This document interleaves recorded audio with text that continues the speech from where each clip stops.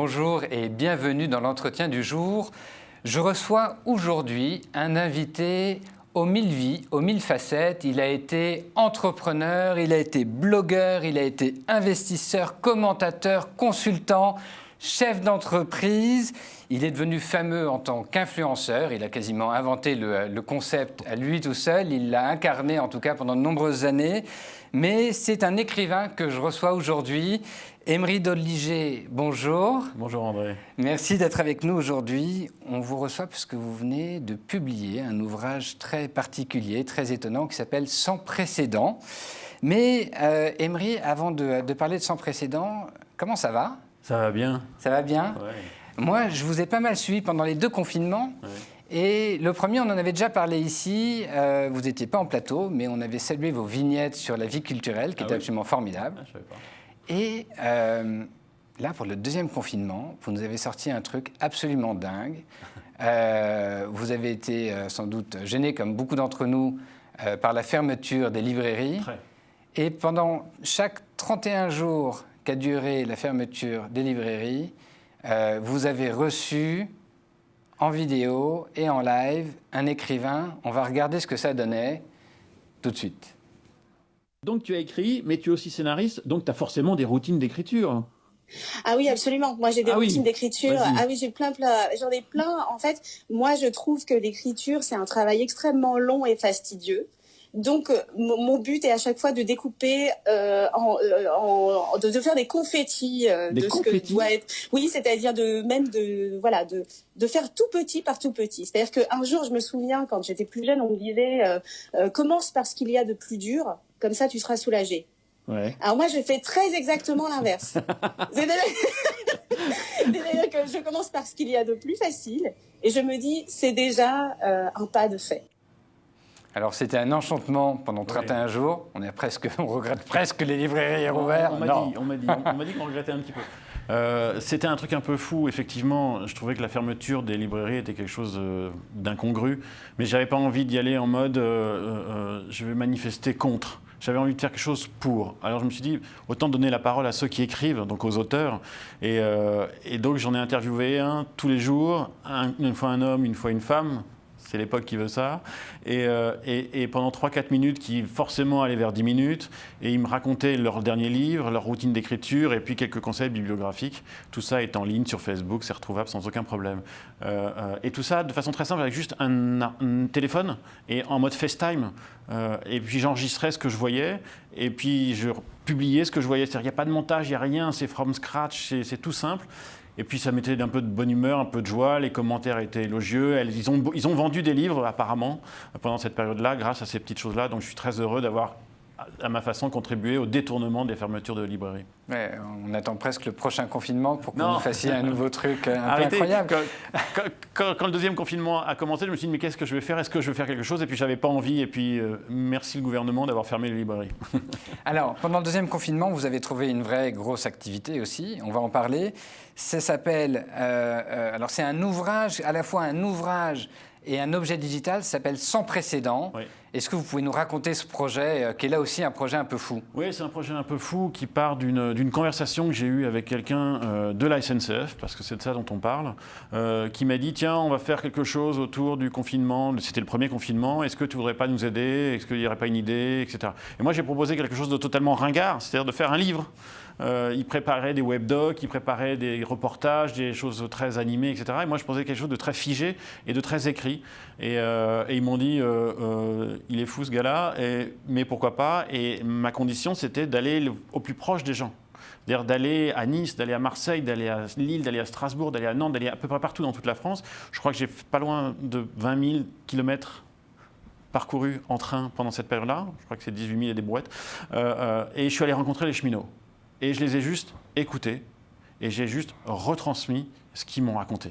Rien de plus. C'est-à-dire que je n'ai pas fait un travail journalistique de fouille, etc. Non, j'ai juste transmis ce qu'ils m'ont dit. Et que ce soit des gens de terrain, que ce soit des gens de la SUGE, vous savez ce que c'est que la SUGE ? Non. La SUGE, c'est la police de la SNCF, que ce soit des gens du rail, que ce soit des gens du réseau, que ce soit... J'ai tout un jargon technique si vous voulez.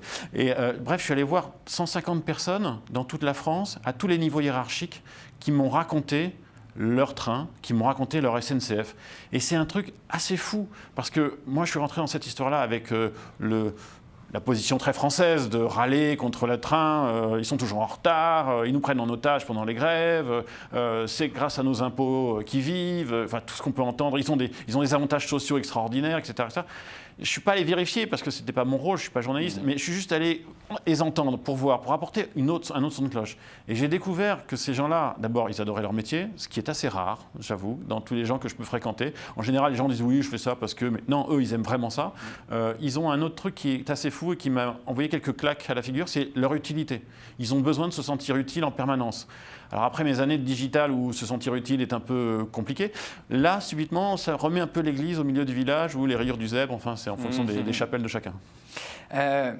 Moi, d'abord, je dis, c'est un livre, 190 000 exemplaires quand même. Oui, en fait le support, il y a les cheminots qui peuvent en demander un, s'ils le veulent, et ça fera 190 000 exemplaires s'ils en demandent tous un.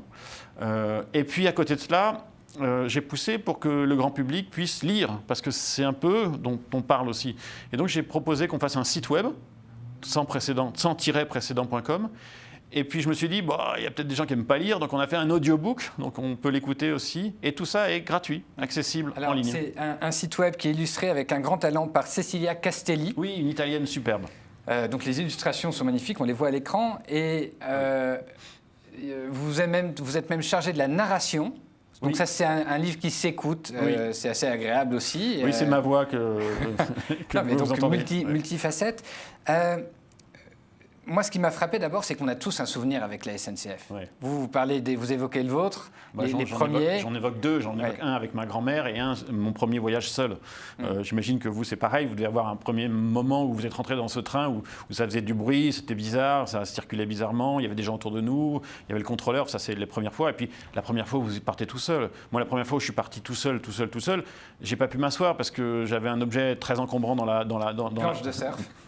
Très encombrant dans la main. Et donc, je suis resté entre les wagons. Donc, il y a des gens qui passaient, qui me parlaient, etc. Enfin, c'est un moment assez étonnant. Et puis, il n'y avait pas de TGV à l'époque. Oui, je suis si vieux que ça. Il n'y avait pas le TGV à l'époque. Donc, c'était très, très long comme voyage. Et pour aller dans le sud-ouest de la France, c'était vraiment très, très long. Mais c'était un souvenir. Et en vous lisant, on se rappelle que, d'une manière positive et agréable, qu'on a tous un lien très fort avec la SNCF.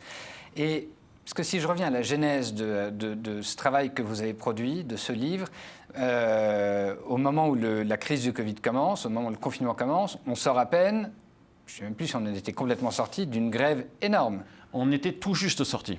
C'est-à-dire qu'en fait, la fin de la grève énorme qui a coûté 1 milliard d'euros à la SNCF, qui a commencé, de mémoire, début décembre, qui s'est terminée fin janvier, début février, on est tout juste, on n'a même pas un mois quand on est déjà presque en train de replonger dans le Covid. Les Italiens sont déjà dedans, donc le fret de la SNCF Fret est déjà en train de commencer à réfléchir aux gestes barrières, etc., pour après arriver au 17-18 mars, où c'est le confinement complet. Donc on est dans une crise qui amène une autre crise, pas qui amène, mais qui succède à une autre crise. C'est un truc de fou.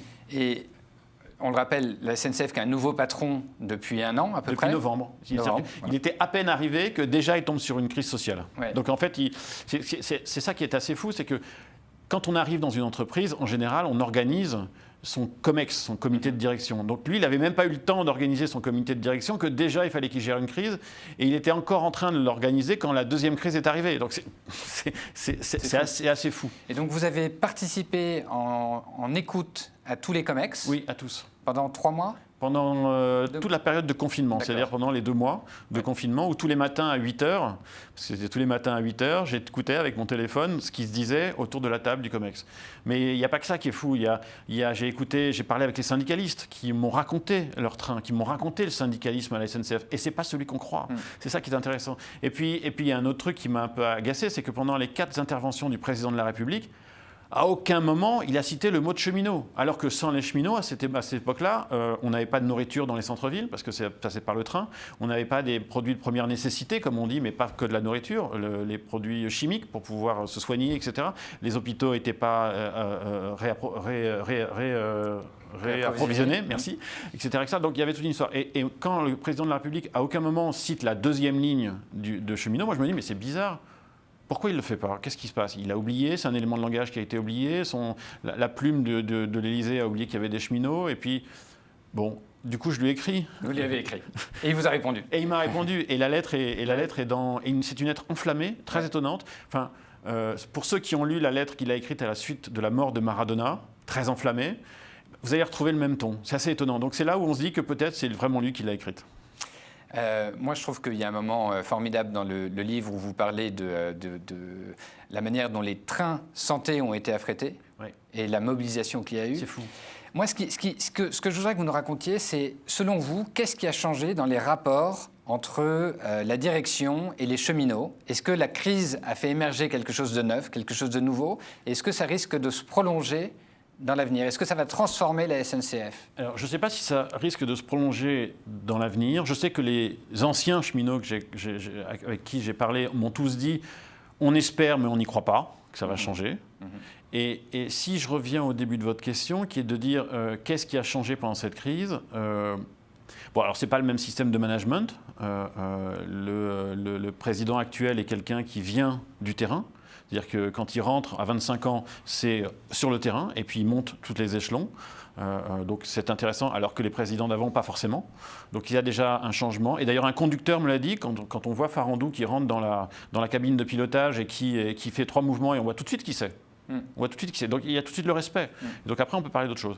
Il y a une chose que moi j'ai découvert, c'est que c'est par la voix des syndicalistes. Donc il y a un chapitre où il y a les 4 patrons de syndicalistes qui parlent, et c'est plusieurs heures d'entretien. Je me suis rendu compte qu'en fait, ils avaient peut-être envie de transformer un peu la façon d'aller au développement et à l'aide des salariés. Plus peut-être moins en mode revendication, le point levé, on va tout casser, vive les grèves, et plus peut-être en partenariat. Ce qui s'est passé pendant la crise, le confinement 1, c'est-à-dire qu'ils ont fait attention à toute la dimension sanitaire et santé des équipes.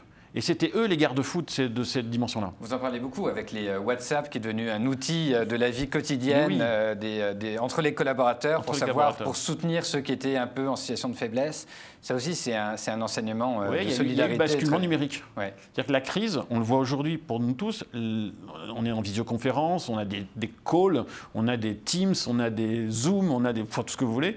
On voit bien qu'avec WhatsApp, il s'est passé quelque chose, ça a permis aux gens de discuter. Et moi, j'ai assisté à ce basculement qui a pris quelques jours pour la SNCF, qu'on dit toujours très lente, mais en quelques jours, ils ont véritablement basculé dans le numérique. Et ça, d'autres l'ont fait forcément, parce que je n'ai pas vu les autres, mais celle-là, j'ai vu, je me suis dit, tiens, c'est assez étonnant. On la croyait ringarde et peut-être pas autant, en fait. Mais non, et puis je crois qu'on a vu en juillet aussi des évolutions fortes avec les annonces de réouverture de lignes de nuit, la réouverture du train emblématique, la ligne Perpignan-Rungis. Ça, c'est formidable quand même, parce que le fret, c'est le retour. Moi, j'attends l'Orient Express. J'attends l'Orient Express. Et vous, Emery, quelles ont été les grosses évolutions de votre regard sur la SNCF? Qu'est-ce qui a changé dans votre regard? Qu'est-ce qui vous a le plus étonné? Alors, c'est toujours la même chose. Quand on va au contact des gens, quand on est proche d'eux, il y a un phénomène de capillarité qui génère. Donc, on ne les juge plus de la même façon. On n'a plus cette distance en disant mais ceci, mais cela. Non, il y a une proximité qui se crée parce qu'on est humain et fondamentalement, c'est d'autres humains qu'on voit, donc il se passe quelque chose. Donc oui, j'ai été un peu embarqué d'un point de vue affectif par tous ces hommes et ces femmes que j'ai pu rencontrer, avec qui j'ai pu parler ou juste échanger par téléphone. Donc il y a un rapport d'Emery à la SNCF, je parle de moi à la troisième personne maintenant, qui a changé. Ça, c'est une évidence. Je ne pourrai plus jamais être un client râleur. Je vais être un client plutôt bienveillant. Je dirais pas quand je suis pas content, je le dirais, mais plus de la même façon. Parce que j'ai compris que sur les 15 000 trains quotidiens, on a 5% qui arrivent en retard de 10 minutes. C'est pas grave, 10 minutes. Enfin, 10 minutes, c'est le temps que vous faites quand vous faites la queue pour acheter du pain, Enfin, c'est rien, 10 minutes. Donc, il faut juste remettre les choses un peu en perspective. Donc, ce qui a changé pour moi, c'est ça. Et puis, il y a une autre chose qui a changé, qui était assez dingue, c'est l'utilité. Ce que je vous disais tout à l'heure, c'est-à-dire que l'utilité, on l'a perdue pendant longtemps. Enfin, d'autant plus moi, dans le monde du digital, je l'ai perdu, mais très vite. Et par ces gens-là, et puis d'autres un peu avant, mais surtout par ces gens-là, il y a une accélération dans ma tête et dans ma façon de faire sur l'utilité. À quoi et comment je peux me rendre utile? Alors, pour conclure, je vais vous demander d'être utile à nos téléspectateurs. Ah, j'adore. Qu'est-ce qu'il faut acheter comme livre? Qu'est-ce que vous recommandez? En ce moment? En ce moment. Alors, coup de cœur. Alors, je ne vais pas faire de pub pour ceux qui viennent de sortir, parce que pourquoi celui-là par rapport à un autre, j'en ai lu beaucoup. Mais en tout cas, André Breton, L'amour fou, lettre d'un père à sa fille, qui lui souhaite d'aimer et d'être follement aimé. Je pense que voilà. Merci pour ce très beau conseil. Chers amis téléspectateurs, allez lire 100-précédent.com sur Internet. Émeric Deligé, merci beaucoup. Merci, et à vous tous, je vous dis à très bientôt pour un nouvel entretien du jour.